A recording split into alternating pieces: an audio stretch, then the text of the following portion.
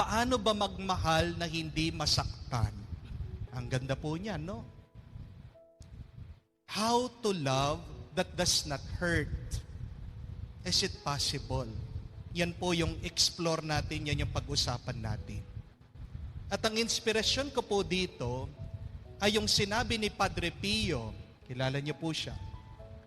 Napakaganda nung kanyang aral. Sabi niya, beneath the cross of Christ, one learns how to love. Kasi alam niyo po, tayo ay pinag-aral, ang dami natin pinag-aralan, pero ito yung bagay na nakalimutan, na tinuro sa atin. Tinuturuan tayo ng religion, amen? Tinuruan po tayo ng values. Pero wala po talagang subject ng pagmamahal, love 101. Kaya, ang ganda po nung sinabi ni Padre Pio, beneath the cross, one learns how to love. No? Ito po yung kailangan nyo din tandaan, that the best place to learn love is the cross. The climax, the best example of loving is our Lord in the cross, habang siya'y nakapako. And the best school for love is the church. Tandaan nyo din po yan. Bakit? Kasi, pag tayo ay nagsisimba, pag ikaw ay nagpa-participate sa Santa Misa, ikaw ay bumabalik sa sakripisyo ni Kristo sa Kalbaryo. Yan po yung misa. Pag tinataas ng pare ang hostya, ang dugo, kailangan yung alalahanin na parang tayo ay pumapanik ulit sa Kalbaryo at naaalala mo yung sakripisyo ni Kristo sa krus. Diyan ka dapat matutong magmahal. Hindi lahat ng mga sumusunod kay Kristo ay totoong nagmamahal. Yung mga alagad ni Kristo, minahal siya. Pero nung panahon na siya'y naghihirap, nasaan po siya? Tumakbo sila. Amen? Ilan po yung natira doon sa paanan ni Kristo? Kanyang ina, Maria, ina ni Cleopas, no? Maria Magdalena, si San Juan. Ang mga nananatili kasama ni Kristo sa kanyang hirap, yan yung mga tunay na nagmamahal kasi sila'y natuto paano ba tunay na mabuhay sa gitna ng ating mga paghihirap at ng mga pagdurusa. Kaya nga po, tandaan niyo ito. Kung gusto mong tunay na magmahal, kung gusto mong matuto palagi paano maging mabuting tao, magsimba ka. Amen? Magsimba ka. Ha? Kailangan ka palagi magsimba. Tingnan niyo po yung mga hindi nagsisimba. Sila yung mga hindi maamin na meron silang ginagawang kasalanan. Sinasabi nila, bakit ako magsisimba? Wala naman ako kasalanan. Pero makikita mo, sila yung puno ng bisyo. Amen? Huh? Kailangan kang palaging magsimba kung gusto mong matuto. At kailangan mong tignan ang krus ni Kristo dahil tandaan nyo din po ito. Kung ano ang iyong tinitignan, magiging kamukha mo ito. Dahil sabi po ni San Antonio de Padua, actions speak louder than words. Natututo po tayo hindi lang sa pandinig. Natututo tayo talaga sa pagtingin. Kaya nga po, sabi nila, ang kailangan sa simbahan natin, hindi po maraming marunong magsalita. Hindi po maraming preachers. Ang kailangan natin sa simbahan, mas maraming tagapagpatotoo. Witnesses. Oo nga naman, karanasan niyo po ito, di ba? Makikita mo yung pari, nandyan, nangangaral, sasabihin, magpatawad, magmahalan, pero paglabas ni Father, merong nakaaway na nagtatricycle, nakikipagsuntukan. Papaniwalaan mo pa kaya siya? Maniniwala ka pa kaya sa pare pag sinasabi niya, no? umiwas sa bisyo, pero makikita mo siya, hindi niya mabitawan yung kanyang sigarilyo, gabi-gabi nakikipag-inuman. Napakahirap makinig kung alam mo hindi naman niya binubuhay yung kanyang sinasabi. Amen? Kaya nga, mas nakatitig tayo dun sa buhay, dun sa pagpapatotoo kesa dun sa kanyang sinasabi. We need more witnesses than preachers. At yan po yung challenge sa amin, mga pari, na minsan nakakahiyaman sabihin, kayong mga laiko, merong mga iba, pag-share mo sila dito, talagang damang-dama mo yung kanila sinasabi. Kaya nga po, bakit yung aking mga homily sumisikat? Kasi talagang naging very conscious po ako dito na ang unang-una dapat ituro ko sa mga tao, binubuhay ko. Kaya nga sinasabi nila, Father, tagus puso, sabi nila. Kasi makatotohanan. Totoo, makikita mo sa karanasan. So yan yung challenge po sa atin, na pag tayo ay nagsisimba, kailangan mulat ka, na nandyan ka kasi gusto mong lumalim pa ang pagmamahal mo sa Diyos at sa iyong kapwa. Gusto ko pong i-share sa inyo itong storyang ito, ni pagmamahal at kahibangan, madness. Di ba meron pong kasabihan na pag ikaw ay nagmahal, nasisira ang ulo mo. When you love, you fall madly in love. Na minsan daw po merong isang babae, isang lalaki. Yung lalaki, ang pangalan po niya ay si Madness, kahibangan, sira ang ulo. Lalaki eh. Pero itong babae, ang pangalan naman po niya ay si Love, pagmamahal. Bata pa lang po, naglaro itong dalawa, taguan. So, una po, taya itong babae, itong si pagmamahal. Nagtago daw siya doon sa garden, no? Habang ito naman po si kahibangan, Madness, nakapikit, nagbibilang, 10, 9, 8, 7. Pagkatapos siya magbilang, hinanap na niya. Hanap na siya ng hanap dun sa hardin, hinahanap niya yung kalaro niya, magpi-15 minutes na po, ang init-init, hindi pa niya makita. Kaya frustrated, bigo, galit nang gigigil, anong ginawa niya? Nakakita daw po siya ng pat-pat stick at napagdiskitahan niya yung pong isang halaman doon, nakita niya. Pinagtutusok niya, pinagpapalo niya, sa galit niya, hindi po niya alam, doon pala nagtatago itong kalaro niya, itong si Love, yung pagmamahal. Sa pagpapalo niya, nagkaroon ng pasa. Sa pagtutusok niya, natusok po niya yung mga mata niya, nabulag. Narinig niya umiiyak yung kalaro niya. Pagkakita niya doon sa halaman, nandun siya, duguan yung mata. Napakasakit, nasaktan po siya na dahil sa kanya, nabulag niya yung kalaro niya. Pero, nangako po siya. Sabi niya, na mag-umpisa ngayon, yung aking mata, magiging mata mo. Kaya lumaki po sila, nagpakasal sila. Yan po yung dahilan bakit sinasabi natin, pag ikaw ay nagmamahal, hindi mo tinitignan sa iyong mga mata ang iyong minamahal. Pag ikaw ay nagmamahal, ikaw ay bulag. Love is blind, sabi po nila. Pag ikaw ay nagmamahal, minsan hindi mo ginagamit ang iyong isip. Ang ganda po, no? Pero ang katotohanan, ito po, na napakahirap po ng nagmamahal. Amen? Napakahirap po ng nagmamahal. Yan yung makikita nating simbolo kay Kristo nakapako sa krus. Paano ba natin gagawing mas madali ang ating pagmamahal? Hindi ko po alam, kilala niyo ba to? Nanonood po kayong TV? Si Tony Gonzaga.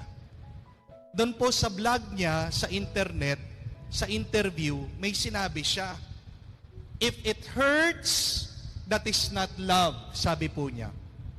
Pag ikaw ay nasasaktan, hindi yan pagmamahal, hindi yan pag-ibig. Ang dami pong reaksyon. May nagsasabi, mali siya. May nagsasabi, tama siya. Ano po sa tingin niyo? Na pag ba ikaw ay nagmamahal, dapat hindi ka nasasaktan? Kapag daw nasasaktan ka na, hindi na pagmamahal yan. Tignan po natin. Yan po yung ating pag-usapan dito sa ating Lenten Recollection. So, unahin po natin tingnan, pag ba pinag-uusapan nating pagmamahal, ano ba yan? Palagi nating ginagamit, how can we simply define love? So, para po sa akin, meron tatlong bagay kailangan yung tandaan. The first one, that when we speak of love, sometimes what we mean is human love. Yan po yung tinatawag nating give and take. Business po yan.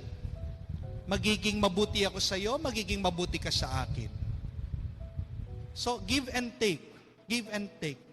Di ba? Ganyan din naman po yung expectation natin sa inyong mga mag-asawa, sa inyong mga anak, no? Anak, pinag-aaral ko kayo. Sana naman magugas kayo ng pinggan, no? Yung iyong asawa, nagtatrabaho ako. Sana naman pag uwi ko, meron akong madatnan na pagkain. Give and take, give and take. And that is perfectly normal. Wala pong masama dyan. Pero, ang matatawag po natin dyan ay business, negosyo. Di po ba?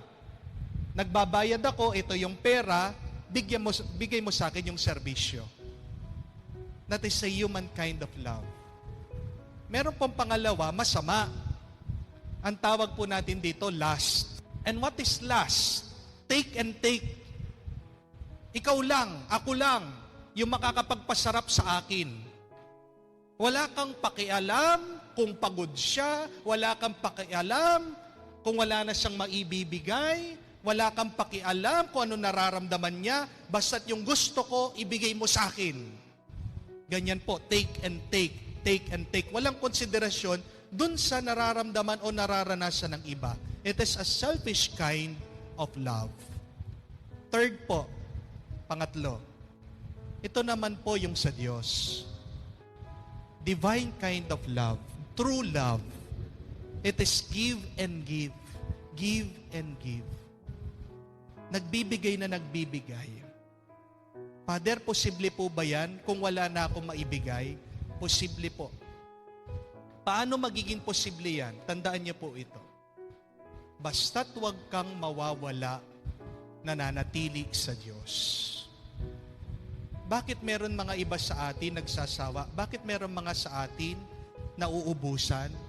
Kasi nagdidepende tayo sa ating sariling lakas, nagdidepende tayo sa sarili nating kakayahan, pero nakakalimutan natin ang ating ugnayan sa Diyos. Napakarami po nagtatanong din sa akin, Father, bakit hindi kayata nauubusan ng sinasabi? Saan niyo po kinukuha yung mga sinasabi niyo? I pray. I pray.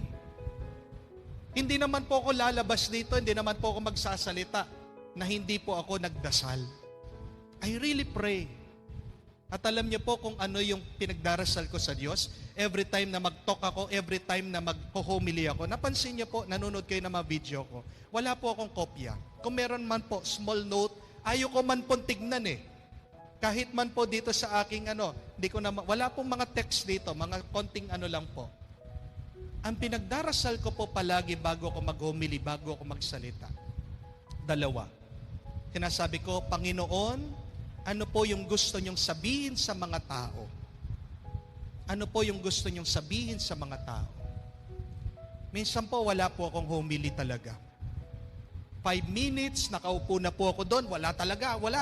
Sabi ko, pero palagi ko po sinasabi yan sa Panginoon, Lord, what do you want me to say to these people? At bigla-bigla po, habang ako nagbabasa ng Ebanghelyo, doon po, biglang lumalabas. Pangalawa, sinasabi ko po pag nagdarasal ako, Lord, give me powerful words. Lord, give me powerful words. May kapangyarihan po ang pagdarasal. May kapangyarihan po ang pananatili sa Diyos. Ang ganda po nung nabasa kong quotation dahil problema po ngayon yung gera, hindi po ba? No, gera. Sabi po niya, a church on its knees is more powerful than an army on its feet. Tandaan niyo po yun. A church on its knees is more powerful than an army on its feet. Mas makapangyarihan ka pag ikaw ay nakaluhod kaysa sa ikaw ay nakatayo, naglalakad. Ano man ang iyong problema, pinansyal, yan sa iyong katawan, sa iyong mister, sa iyong mga anak. Bago ka tumayo, bago ka magsalita, bago ka maghanap ng paraan, kneel and pray. That is more powerful than you standing up, going about, finding things that can help you. You can give and give, hindi ka kauubusan kung ikaw ay nananatili sa Diyos. Palagi tayong nagsisimba. Ang dami nating nababasang ganyan. Hindi nauubusan ng tinapay, hindi nauubusan ng alak, hindi nauubusan ng lakas ang ating Panginoon. Saan nanggaling yon? Dahil siya at ang Ama magkaugnay. So ask that question. How is your relationship with the Lord? Kumusta yung iyong ugnayan? Ano ba madalas ang nangyayari sa iyong buhay? Mas madalas ba yung paglalakad mo, pagtatrabaho mo? O kumusta naman yung iyong pagluhod? Anong sabi din ni Mother Teresa sa atin? When you are not busy, pray for 1 hour. When you are busy, pray for 2 hours, sabi niya. Kakabigla. Kung kailan ka busy, kung kailan wala kang oras, sinasabi ni Mother Teresa sa atin, you should make the time to pray. And why is that? Because of this. When you pray, you become unlimited. When you pray, you have abundance. Sobra-sobra. That is possible to give and give if you remain with God. Ang ating pong Panginoon, ayaw po niya yung ganyang klaseng pagmamahal, business. Ayaw naman niya sa last, Pero ito, ayaw din po niya ito. Business kind of love. Yung mga Pariseo, yung mga pari sa templo, naniningil. Kailangan nila ng pera, kailangan daw ng sakripisyo. Sige, bibigyan ka ng kalapati, bibigyan ka ng tupa para ikaw makapagsakripisyo, para ikaw ay makapagdasal. Nagalit ang ating Panginoon, pinagtatabo yung mga tao. Kasi sinasabi niya, ganyan ba ang ating Diyos? Na kailangan mo ba ng bayad para magdasal? Minsan, ganyan din po yung tingin natin sa Diyos, hindi po ba? Business kind of transaction. Oh Lord, magna 9 days novena ako. Dapat pagkatapos nun, grant na yung wish ko. O Lord, bawat Thursday, bawat Sabado, pupunta ako sa shrine, for the whole year. Diba? Tapos, pag hindi ginrant ni Lord, pag hindi binigay ng Diyos yung ating inihiling, sino yung masakit na loob? Tayo. Hinasabi natin, nag 9 days novena ako, nagro-rosary ako palagi. Pero bakit hindi binigay ng Diyos? Because the Lord is teaching you, that is not the kind of love that I want. Porket ba may pinakita kang mabuti, kailangan maging mabuti ako sa iyo? Baka makalimutan natin ang ating Panginoon, napakabuti niya, anong ginawa sa Kanya? Pinagbabato. When you expect something in return, that is not love, that is business. Kaya nga, napakaganda nung panalangin din po ni San Ignacio, to give without counting the cost. When you start to count the cost, pag kinakwentaan mo na, ano ba yung naging gastos ko dito? Hindi ka na nagmamahal. Ikaw ay nagbi-business na. Mag-ingat po kayo. Hindi gusto ng ating Panginoon yan. Kaya nga, ang susunod na tanong, why do we love? Bakit ba tayo nagmamahal? 3 sagot lang po. Tandaan nyo ito. Bakit tayo nagmamahal? Bakit kailangan nating magmahal? Una, dahil ito ay ang dahilan bakit ginawa tayo ng Diyos. It is our purpose. The second is, it is our decision. Pinili natin. Pangatlo, it is a miracle. Isa itong milagro. It is a grace from God. Iisa-isahin po natin.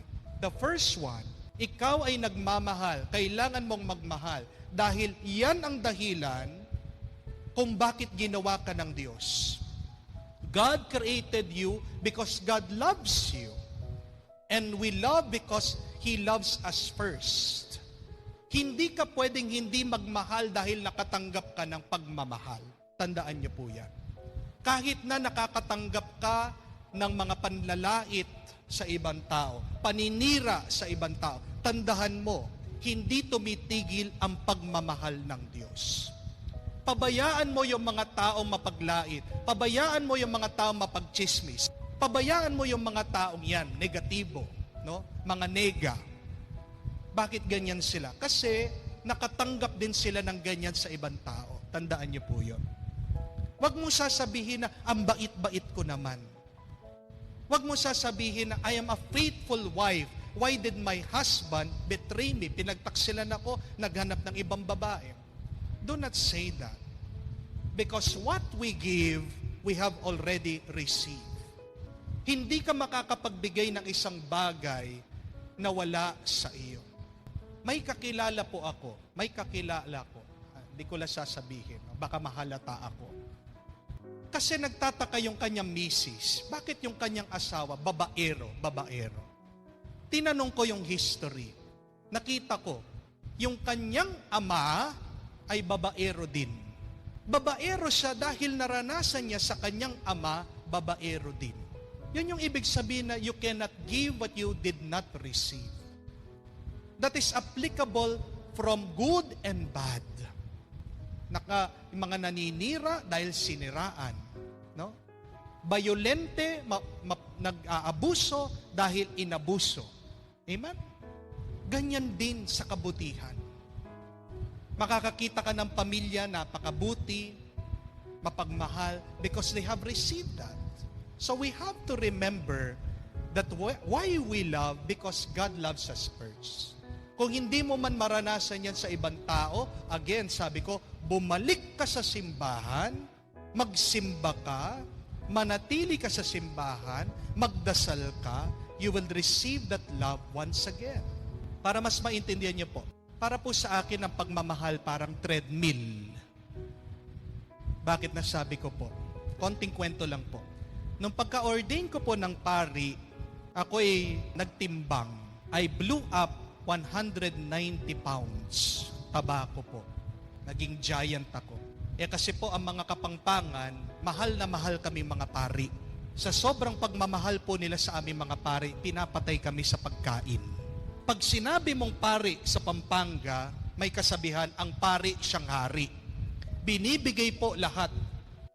Kakainin na lang po nila, ibibigay pa sa pari. Ha? Meron pong ganyan. Kahit na mahirap, tilapia na lang po, hinanda sa pari. Hindi po nila sinasabi doon sa pari na yun lang yung ulam nila. Kinain naman ng pari, kasama yung mga sakristan nila. Yun pala, nakatingin yung anak. Nung binaliktad na, bigla sumigaw yung bata, Nay, binaliktad na! Hinihintay pala na yun lang yung kainin ng pari kasi wala na silang ibang makakain So, ganyan po. Talagang bibigay sa amin, pinapabusog kami. Pag konti lang po yung kinakain naming pari, galit pa sila. Ay, hindi gusto ni Father yung ulam, sabi nila. Kaya, yan po yung naging epekto sa akin.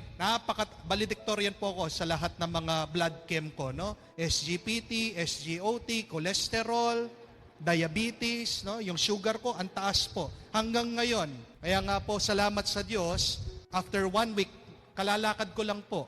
Pinakain po kasi ako ng tokwa at saka dinuguan. Paborito ko po yung mga laman loob. No? Anyway, ang taba-taba ko po, meron po kaming nagla-blood chem, na-depress po ako. Dahil lang dati po, sexy ako no? Dancer pa po ako. Oh? Tapos all of a sudden po ngayon, ang taba-taba ko na, talagang hinahabol kong aking hininga. Nakita po ako nung kaibigan kong pare, sabi niya, anong problema?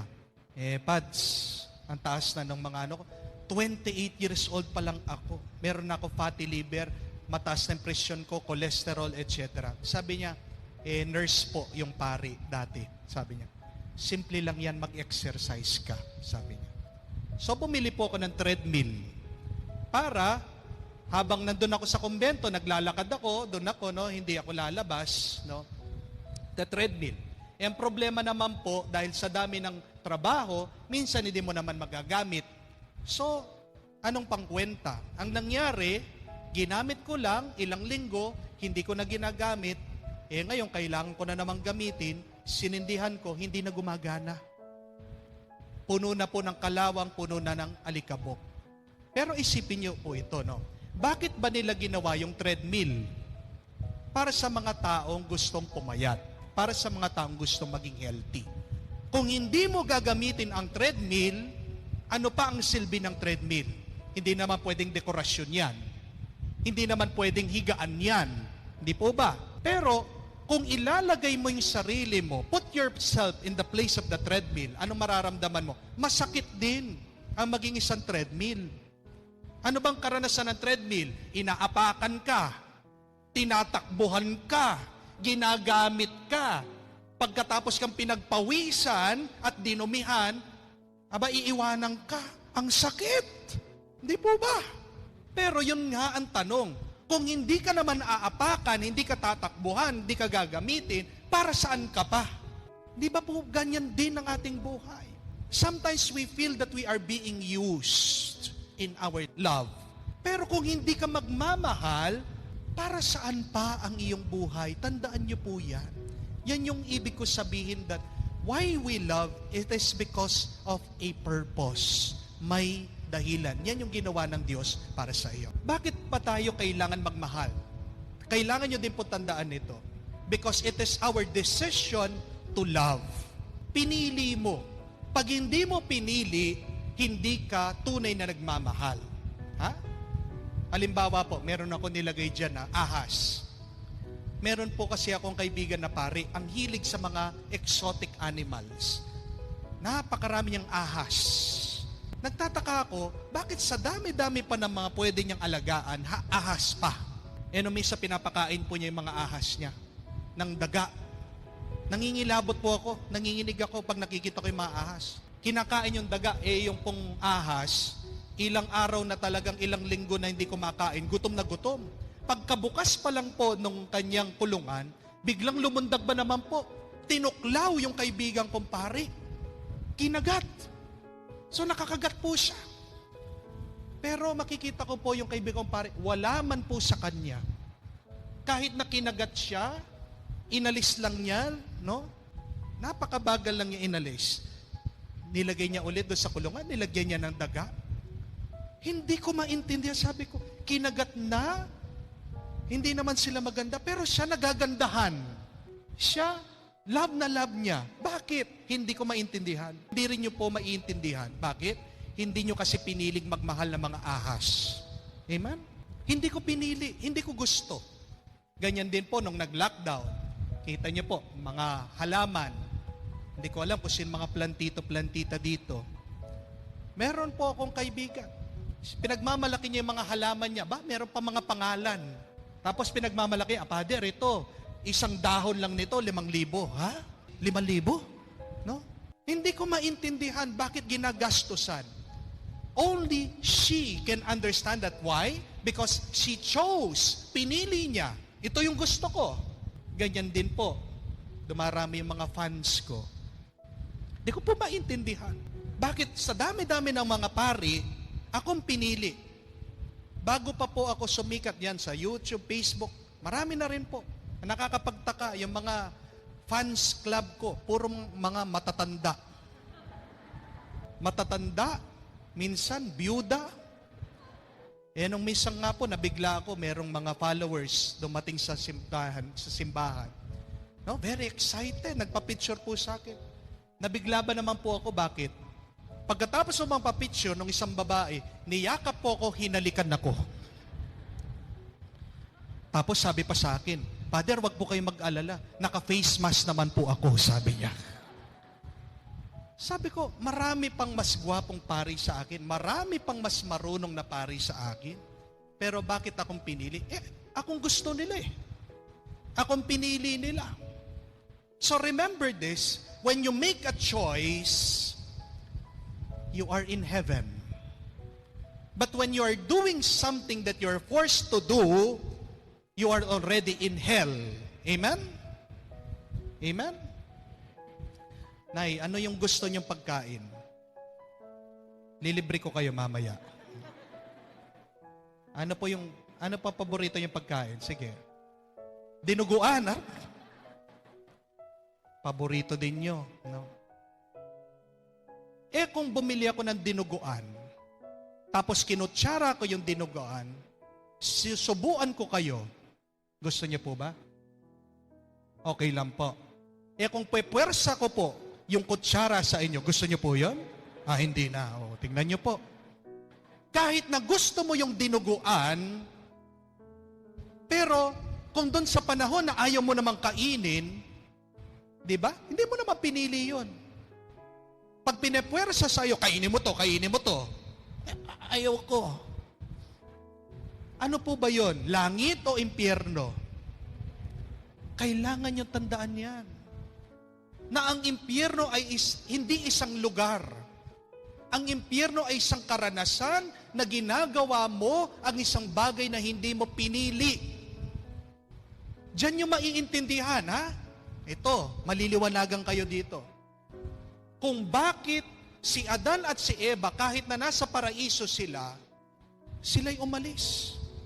Kasi hindi nila pinili ang paraiso. Aanuhin ng Diyos na nandito sila, kahit na napakaganda, hindi naman pinili. Ang pinili nila magkasala. So, heaven is useless if you do not choose heaven. Amen? Siguro po, mayroong mga karanasan yung iba sa inyo dyan na kumuha ng katulong, kasambahay. Binibigay mo na lahat ang sa kanya, no? Libreng pagkain, meron ng kama. Aba, may bonus pa. Kung saan ka pupunta, nandun din siya.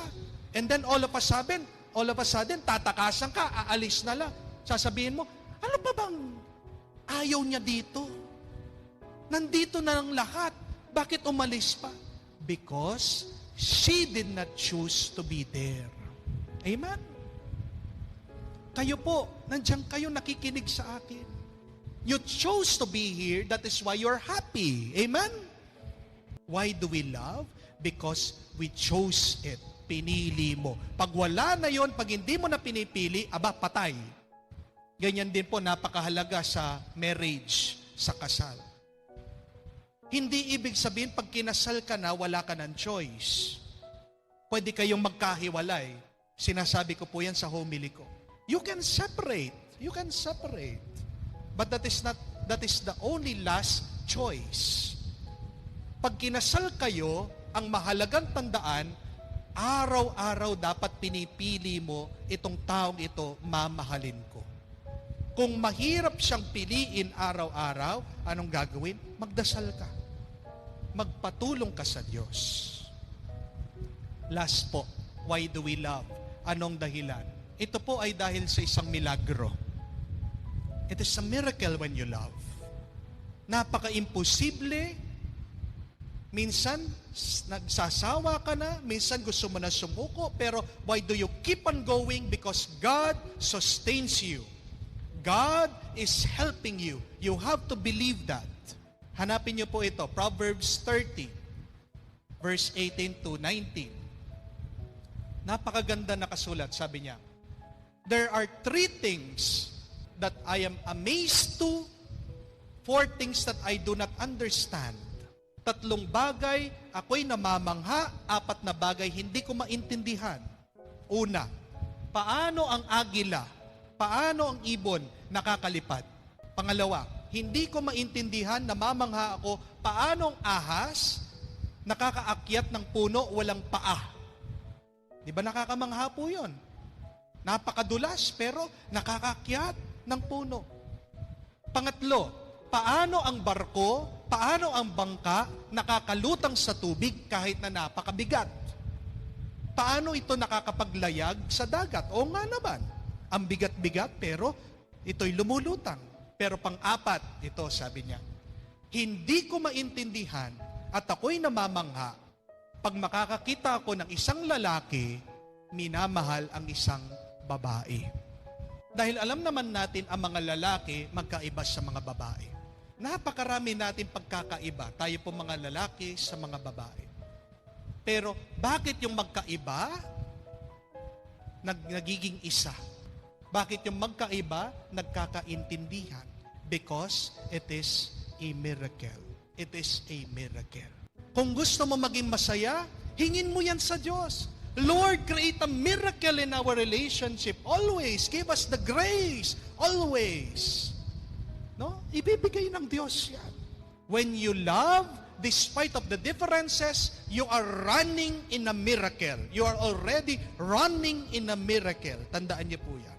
So, bakit nagmamahal ka kahit na napakasakit minsan? Yan ay milagro ng Diyos. Yan ay grasya ng Diyos. Susunod, maganda din pong itanong, sagutin natin. Kung merong dahilan bakit tayo nagmamahal, bakit naman, Pader? Dapat tayo'y masaktan. Dapat ba tayong masaktan? Intindihin po natin ito. Unawain natin ito. Meron pong pagkakaiba. So, ang pain and suffering. Magkaiba po yan. Iba ang sakit sa pagdurusa. Hindi ibig sabihin ikaw ay nasasaktan, ikaw ay nagdurusa. Amen? Hindi lahat ng mga nagdurusa nasasaktan. It does not mean that you have pain, that you are suffering. Sometimes there are people suffering without pain. Anong ibig ko sabihin? When you talk about pain, sakit, hindi mo maiiwasan yan. Parte ng buhay natin yan kasi meron kang katawan. Habang meron kang katawan, meron kang mga senses, nararamdaman mo yan. Alam natin yung sakit ng init. Alam natin yung sakit ng sakit. Pag dumaan yung tricycle, nasagasaan yung iyong paa, anong sasabihin mo? Salamat. Aray! Ang sakit! Sasabihin mo, di ka naman magpapasalamat, ha? Sasabihin mo, ay salamat sa Diyos sa sagasaan ako. Masakit. Bakit masakit? May paa ka. Huwag kang magre-reklamo. Kung gusto mong walang sakit, dapat wala kang katawan. Kaya mag-ingat kayo. Huwag po kayong magdarasal sa Diyos, Lord, alisin mong sakit. Anong talagang pinagdarasal mo yon? Lord, kunin mo na ako. No? Huwag. Kaya nga, anong sabi ni San Agustin? Pray not that God remove your cross, but pray to have strong arms, strong shoulders to carry your cross. Dahil nga pag pinagdasal mo, alisin mo yung mga sakit. O sige, kukunin na kita. Ay, hindi po. Ang magandang dasal, palakasin mo ako, Panginoon. Matiis ko ang aking mga sakit. Amen?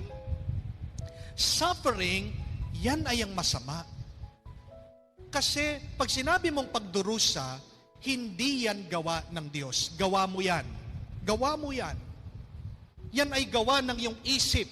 Ang ibig sabihin ng pagdurusa ay, wala ng sakit, pero pinapanatili mo pa rin yung sakit sa iyo. Lumipas na yung sakit, pero para sa iyo nandyan pa rin. Suffering is you allowing the pain to remain. Naintindihan niyo po ba? Minsan wala naman talaga, pero gumagawa ka ng sarili mong kwento sa isip mo. Nakita mo lang yung mga kakumare mo nagtatawanan. Ano sasabihin mo? Pinagtatawanan ako. Ang sakit. Meron mga ibang misis, nakikita yung kanilang mga mister, nanunood ng TikTok. Talaga pong ganyan. Minsan may mga malalaswa. Nakikita, nakabra, nakapanty. Pinagpalit ako ng aking asawa. Nanunood lang. Minsan tayong gumagawa ng ating pagdurusa. Kaya nga, ang ibig ko po sabihin, paano ba magmahal na hindi nasasaktan? Masasaktan ka, pero sana walang pagdurusa. Paano natin ma-avoid? Paano natin maiiwasan yon? 3 bagay po. Tandaan niyo po ito. Una, focus not on your expectation.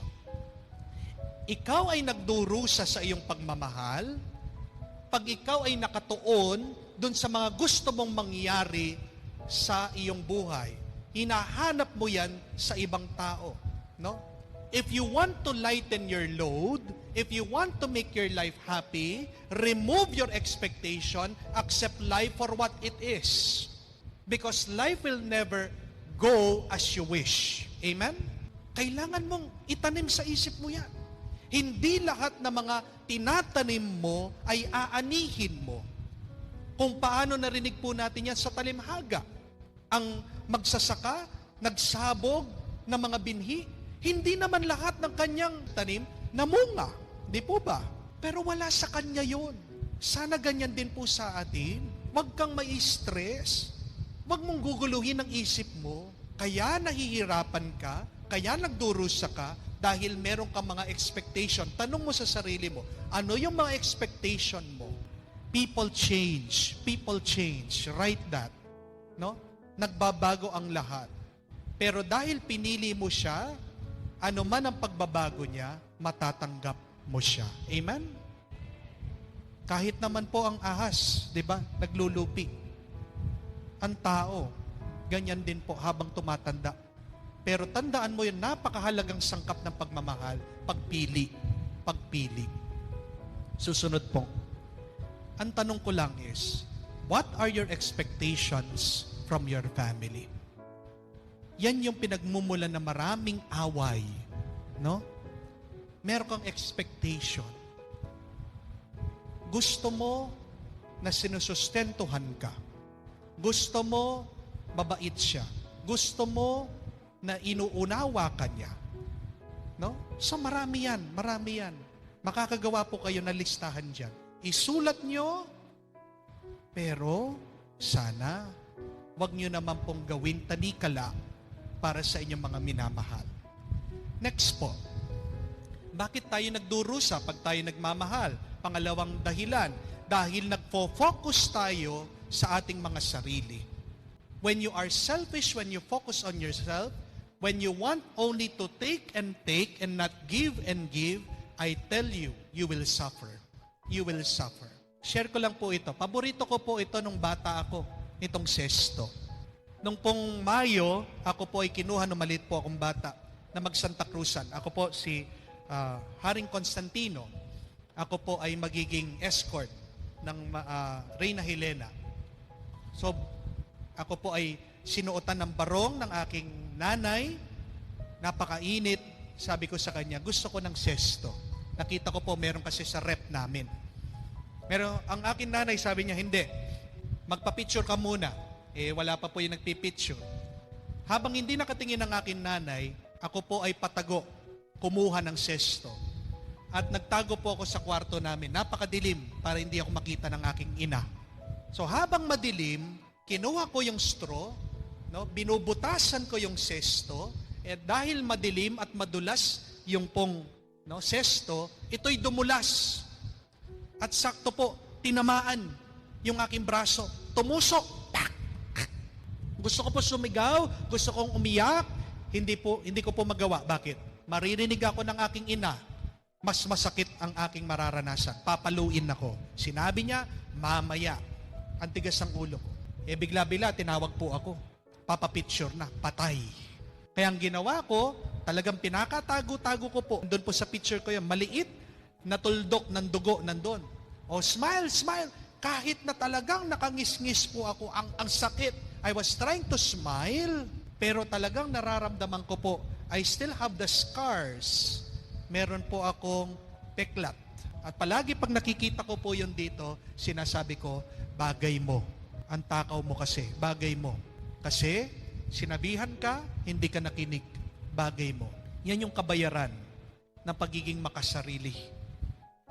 Tandaan niyo po na may kabayaran ang pagiging makasarili.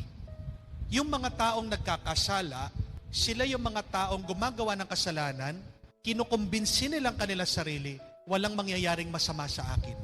Nagtatago na merong karelasyon, sinasabi, hindi naman ako mahuhuli. Pag nakonfrontahan na, naririnig ko, hindi na po namin mapigilan. Pinagpatuloy namin, bahala na ang Diyos. At talagang bahala ng Diyos. So tandaan niyo po yan, when you sin, sometimes the sinner believes they can go sinning without punishment. But no. So, stop focusing on yourself. Focus more on your loved one. Makikita niyo po, mawawala yung iyong pagdurusa. Magdurusa tayo sa pagmamahal kung naghahanap tayo ng pleasure and enjoyment. Pleasure and enjoyment. Yung pong mga mag-graduate, di ba? Ang pangarap nila, panaginip nila, makapag-graduate. Ang saya-saya, pati po kayong mga magulang. That is the highest moment, pinakamasaya, makapag-graduate lang, Father, masaya na kami. Pero pagkatapos nun, masaya pa rin ba? Diyan na mag-uumpisa, maghahanap ng trabaho. Makakakita ng trabaho, ayaw naman yung trabaho. Nagdurusa. Kasi hinahanap yung pleasure. Hindi dapat pleasure, enjoyment ang hinahanap natin, mga kapatid. Anong dapat hanapin natin? Write this down. It should be contentment. It should be peace. And what is contentment? It is being grateful for what you receive. It is being grateful for what you receive. Do not make happiness your end goal. Tandaan nyo din po yan. Napakarami sa atin, tatanong mo sila, ano ba ang gusto mo? Gusto ko lang po maging masaya. Gusto ko lang po maging masaya. Hindi. Pag ganyan ang iyong goal, panaginip sa buhay, you will always be depressed. Because life is not always happy. Life is not always filled with happiness. The formula of life is 90% happiness and 10% misery. But the problem with us is, we focus on the 10% misery and we make it 100%. Di po ba? Napakaraming maganda nangyayari sa iyong buhay, but you still focus on what is lacking.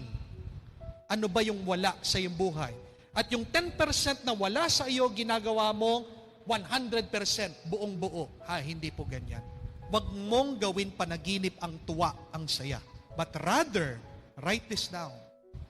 Make happiness your tool. Use happiness in your life.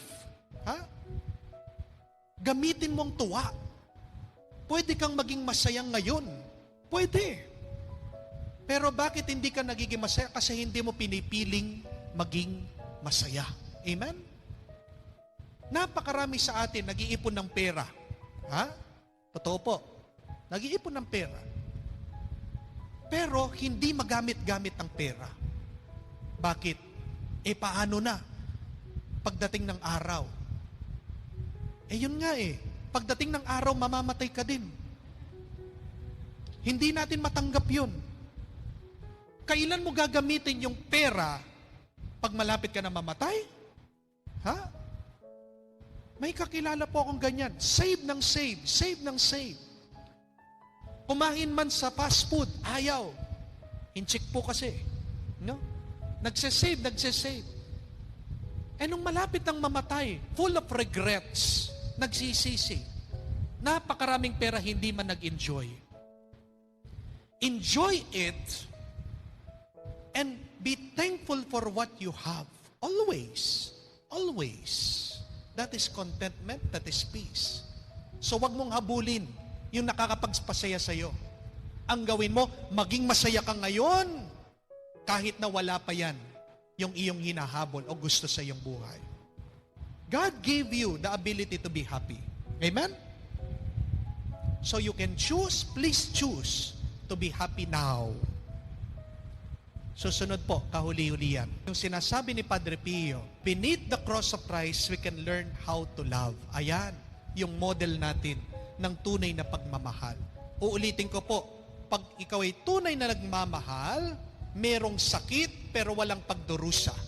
There will be pain but not necessarily suffering. So anong tinuturo ng krus ni Kristo sa atin? 3 bagay makikita natin. Una, open hands. Wala kang krus na makikita na ang kamay ni Kristo ay nakasara. Nakabukas ito. Kahit na pinako ito, no? Pwede naman siya magpapako sa sobrang sakit. Ito ay sasara, no? Holding on to the nails. But see, despite of the pain, Jesus chose to show us, open your hands. In the midst of your pain, open your hands. Sa gitna ng iyong sakit, buksan mo ang iyong mga palad, buksan mo ang iyong kamay. At anong ibig sabihin na nakabukas na kamay? Ibig sabihin ito ay pagbibigay. Pag nakasara ang iyong mga palad, pag nakasara ang iyong mga kamay, anong ibig sabihin yan? Both hands close. You are ready to fight. And you are selfish. Ikaw ay makasarili. Ikaw ay madamot. Jesus opening His hands, what does it mean? He is generous. See, this is what true love is. It is giving. It is surrendering. Pag-aalay, pag-uubaya sa Diyos. And remember this, it is better to let go than to hold on. It is better to let go than to hold on. Subukan nyo man po. Mga kamay nyo. Sara nyo. Sara nyo. Dalawang kamay. Sara nyo. Ngayon, mahigpit na mahigpit. Sige, pakasara nyo. Mahigpit na mahigpit. Manggigil kayo. Buksan nyo po, paunti-unti. Buksan nyo paunti-unti. Ano po yung naramdaman nyo? Diba? Napakagaan. Napakaginhawa. Pag ikaw ay nakakapit pa rin sa iyong mga nakalipas, pag ikaw ay nakakapit sa iyong mga kayamanan, pag ikaw ay nakakapit sa iyong mga expectation, expect to get hurt, expect to suffer more, magdurusa ka. It is better to let go than to hold on. Pangalawa, makikita nyo din po na dito sa krus ni Kristo, wala po siyang tinatagong sugat. The next lesson is, to truly love, you must open your wounds. You must show your wounds. Pag ang isang tao, hindi kanya matanggap kung sino ka, yung iyong mga pagkakamali, yung iyong kakulangan, hindi ka mahal niyan. Ginagamit ka lang niya. Amen? Pero kahit na doon sa iyong imperfections, kahit na sa iyong pagkukulang, sa iyong pagkakamali, yan yung mga wounds, sugat natin. Kaya ka pa rin niyang yakapin, kaya ka pa rin niyang tanggapin, yan yung tunay na pagmamahal. Pinakita ng Diyos sa atin yung mga sugat niya para sabihin niya sa atin, kung talagang mahal niyo ako, sige nga, kaya niyo bang mahalin ito? Puno ng sugat? Kaya niyo ba ako sundan? Kaya niyo ba ako sambahin? Napakaganda po nung nabasa ko, quotation galing sa mga Hudyo. Sabi po niya, because God cannot be everywhere at once, God created mothers. Ang pagmamahal ng Diyos, unang-una mararamdaman mo sa ina. Because only a mother can accept the children no matter what the children will become. Kahit na nasasaktan ka sa mga choices, sa mga pinili ng iyong mga anak, bandang huli, tatanggapin at tatanggapin mo sila. Amen? So, subukan niyo po yan. Pakita mo yung worst mo, tingnan mo kung matatanggap ka pa rin. Wag naman po yung palagi. Iba naman po yung ibig sabihin nun. Pakita mo lang, sandali. Kasi pagkatapos po masaktan ng ating Panginoon, di ba? Muli naman siyang nabuhay. Meron pa rin, pero hindi naman lahat. Di ba? Meron siyang sugat sa kanyang ulo nung pinatong yung korona, no, na tinik. Pero ang sinasabi nung muling nabuhay ang ating Panginoon, meron pa ring sugat dito sa side, dito sa kamay niya. Pero wala na yung sugat ng koronang tinik. You can show your imperfections, pero wag naman po yung araw-araw. Pakita mo, subukan mo lang. Pero pagkatapos nun, sana yung naman kabutihan, yung tunay na magandang pagkatao, kalooban, yung pakita mo. Ibig lang sabihin, tatanong mo sa kanila, papakita mo, susubok, kayang ba tanggapin ito? Kayang ba tanggapin ito?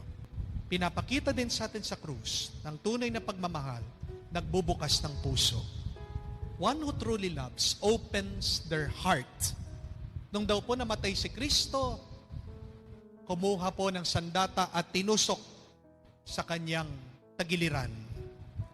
And out from the heart of Jesus, that is the divine mercy, out of it flowed blood and water from the heart of Jesus. Binuksan yung kanyang puso. Pero sa totoo, bago pa siya namatay, binubuksan na niya ang puso niya habang siya'y nakapako sa krus. At anong ibig sabihin ng pagbubukas ng puso? Ito'y pagdarasal. Prayer is the opening of one's heart to God.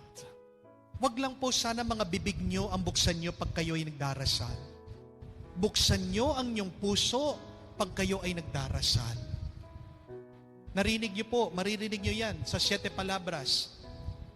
Yung mga salita ni Kristo, sabi niya, my God, why have you forsaken me? Hindi po pagrereklamo ito. Ito po ay galing sa Salmo, no? Na nagdarasal sa Diyos. Sinasabi niya, Father, forgive them for they do not know what they are doing. Pagdarasal. Kung tunay ka nagmamahal, ibig sabihin ikaw dapat ay nagdarasal. Dahil sabi din po sa Ignatian spirituality, no? Turo ni San Ignacio, the fruit of prayer is love. Ha? Ang bunga ng pagdarasal, palagi pagmamahal. Meron po akong kakilala, may problema siya sa kanyang asawa. Wala siyang ibang ginawa kung hindi palaging magdasal. Nag-holy hour. Kaya napaka-strong po niya, napakalakas niya. Kayang-kaya niya. Pero alam niyo po, napansin ko, ang ganda-ganda niya. Sabi ko, ito siguro yung epekto ng pagdarasal. Gumaganda ang nagdarasal. Kahit po sa Bible, makikita niyo yan eh. Nung si Moises, nakita niya ang ating Panginoon, si Yahweh, ano daw po yung naging muka ni Moises? It shone like the sun, no? Glowing. Gumwapo. Itong si Moises, tandaan niyo po yan. Nakakaganda ang pagdarasal. Amen? Naniniwala po kayo doon? Palagi po ba kayo nagdarasal? Tignan niyo nga po yung katabi niyo. Gumanda naman. Ha? So, alam nyo na po, ha? Ang sikreto ng mga magaganda at gwapo, pagdarasal. Pag hindi ka gumaganda, pag hindi ka gumagwapo, kahit na nagdarasal ka, baka mali yung pinagdarasal. Totoo po kasi kahit na si Mother Teresa, sabi nila, when you see Mother Teresa is glowing. Glowing.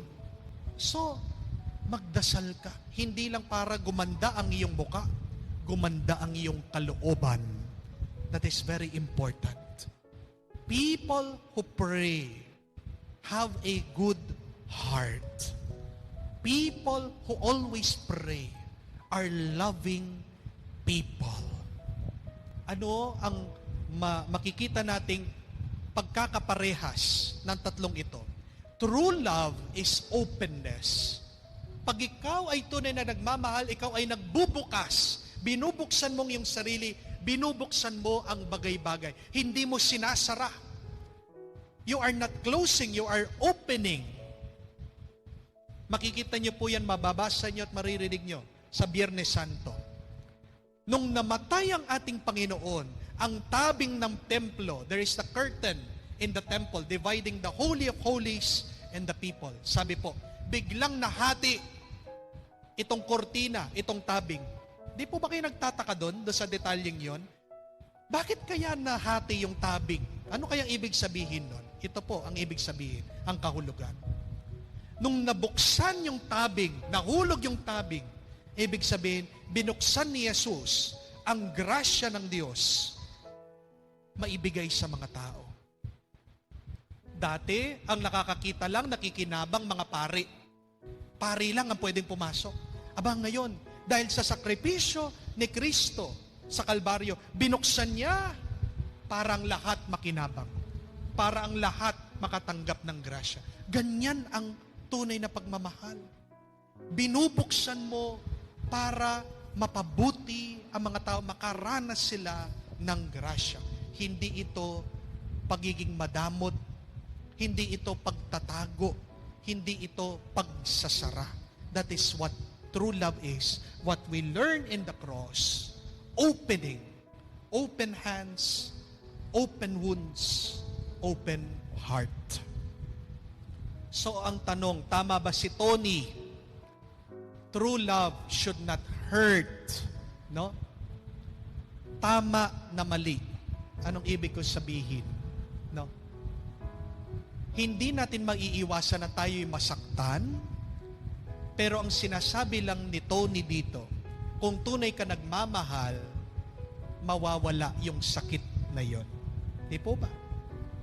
Kung paano palagi natin naririnig ang mga magulang, pagod na pagod ako pag ako'y nagtatrabaho, pero pag uwi ko, makita ko lang ang mga bata, ang mga apo, ako'y nakakaranas ng ginhawa. Nawawala lahat ng pagod ko. That is the reality of our life. There will be pain, but please, do not allow the pain to remain. If you keep on loving, even the pain will ease up, even the pain will go away. Tama na pag ikaw ay nagmamahal, wala dapat pagdurusa, pero hindi mo maiiwasan, masasaktan ka. Pero sana hindi ito maging dahilan para hindi ka magmahal. Dahil sabi ko nga kanina, pag tumigil ka nagmahal, titigil ka rin na pagiging tao. Titigil din ang buhay mo. Amen? So you love. Why? Because you live. We live to love. Remember this. When you get hurt, God is teaching you to remove your wrong idea and experience of love. So pag nananatili pa rin yung sakit at pagdurusa, there's something wrong. Balikan niyo po. Baka meron kang expectation. Baka nagfo-focus ka sa iyong sarili. Baka naghahanap ka ng kapalit, yung tuwa. Binibigay ko ito, bakit hindi ako nagiging masaya? Diba? No? So, our goal in life is not to be happy. Our goal in life is to be content and to be at peace. Huli na lang po. Share ko po ito tungkol sa aking kapatid. Yan po yung aking kapatid. Yan po ako nung na-ordain akong deacon, no? 2012, no? Ako po ay magna 9 years ng pari nung pong March 12. Bago po ako ma-ordain na pari, malapit na pong ma-ordain na pari, nagkaroon po kami ng problema sa aking kapatid, no? Matalino din po ang aking kapatid. Don't get me wrong. Pero hindi ibig sabihin pag ikaw ay matalino ka rin magmahal. Yun yung sinasabi ko po kanina about love being mad, na minsan ang mga nagmamahal walang isip. Dahil itong aking kapatid, sa talino niya, nakapagmahal po siya ng tomboy. Nagkaroon po siya ng homosexual relationship. At magsamula po, nung nagkaroon siya ng ganitong relasyon, nag-iba po yung ugali ng aking kapatid. Naging rebelde siya. Binabawalan siya ng aking mga magulang. Minsan siya'y tatakas, mawawala na lang sa bahay, hinahanap nila sa kalsada. Pag nakita nila, pag uwi, kinakausap, nagte-threaten po siyang mag-suicide. Minsan, napakahirap. May mga pagkakataon na inuumpog po niya yung kanyang ulo sa pader, no? Para maipilit lang po niya yung gusto niya. That is how hard-headed my sister is. Ayaw po niyang pakialaman siya, no? At gusto po niyang tumira yung kanyang karelasyon doon sa amin. Wala pong magawa yung aking magulang. Inuwi po niya, tumira po doon sa aming bahay, no? Ng aking kapatid. Kasama niya yung kanyang nakaluguyo, yung kanyang karelasyon na tomboy. Mag-umpisa po nung tumira yung tomboy sa aming bahay, napakarami po dumagdag na problema. Nadagdagan ang aming mga problema. Nawawala yung mga gamit sa bahay, nawawala yung pera. Sino pang paghihinalaan namin? No? Dahil wala pong pera, yun din pong tomboy na yun. No? Kinakausap ko po siya, pinapagalitan ko siya, sinesermonan ko siya, sinasabi ko sa kanya, hindi ka ba nahihiya sa akin? Hindi ka ba nahihiya sa mga tao? Ako, speaker ako seminarist ako, nagtotok ako, no? Nagsasalita ako sa harap ng mga tao, meron ako mga taong napapagbago, ikaw mismong kapatid ko, hindi ko mapagbago. Napakasakit para sa akin yun. Hindi ko matanggap yun, sabi ko. Yung mismong kapatid ko, siya pa yung pasaway. Mismong kapatid ko, siya pa yung rebelde. Na dapat pamilya tayo na halimbawa, ehemplo. Pero ito ikaw, ginagawa mong miserable yung buhay natin dahil sa iyo. Dahil po doon, mag-aaway kami. Tatakas na naman, mawawala na naman, magwawala na naman yung aking kapatid. Ayaw makinig, matalino, pero matigas yung ulo. Hanggang hindi po ako tumigil sa pagdarasal. Wala po akong magawa. Siguro ang Diyos po gumawa ng paraan. Kahit na Dean's Lister siya, kahit na mataas ang grado niya, may nangyari po sa eskwela. Pinag-initan siya ng kanyang mga teacher. At dahil po dito, napaalis siya sa eskwela. Di namin maintindihan. Maybe that was God's hand, kamay ng Diyos. Dahil dito, naghanap po siya ng ibang eskwela. Pinasok po namin siya doon sa isang eskwela malapit sa seminaryo namin para binabantayan ko. At dito po nag-umpisang magbago lang yung aking kapatid. Nagkaroon siya ng ibang barkada, nagkahiwalay sila ng tomboy, umayos naman po. At nung nag-graduate siya, yan po yung graduation ng aking kapatid, pinasalamatan po niya ako at sabi po niya sa akin,